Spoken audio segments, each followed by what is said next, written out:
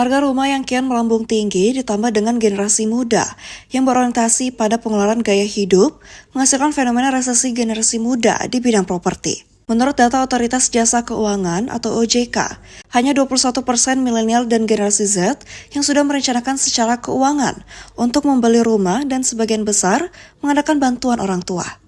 Hal ini berbanding terbalik dengan kebiasaan mereka yang lebih memprioritaskan gaya hidup, seperti traveling dan hobi.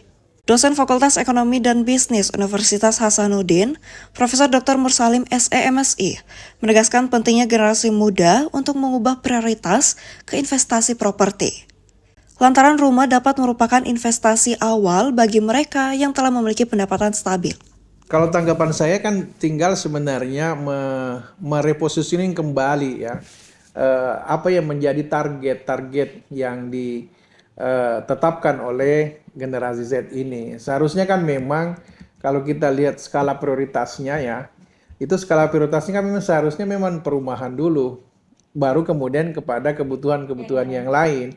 Nah kalau yang sekarang yang terjadi kan tidak, karena aktivitas ya kalau kita mengatakan investasi, saving atau investasi lebih banyak kepada non perumahan ini tadi. Seharusnya kan itu yang harus dipikirkan dulu, di mana kita mau mengembangkan atau melestarikan kehidupan kita, misalnya baik dalam konteks pribadi maupun dalam konteks keluarga.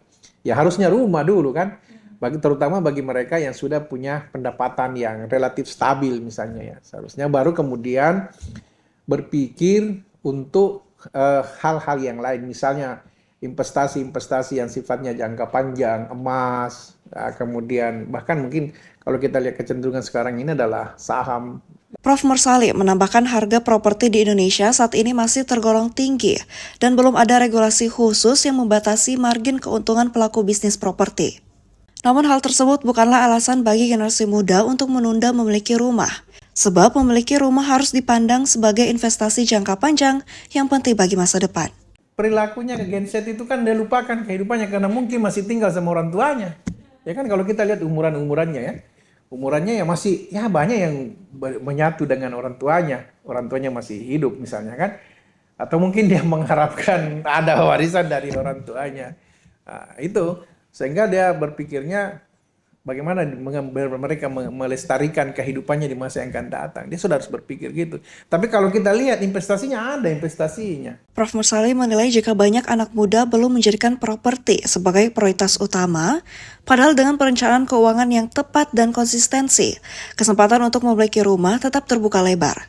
Memiliki rumah bukanlah hal yang mustahil, namun membutuhkan kesadaran dan komitmen untuk menjadikannya bagian dari skala prioritas kehidupan. Andi Putri Najwa, Unas TV.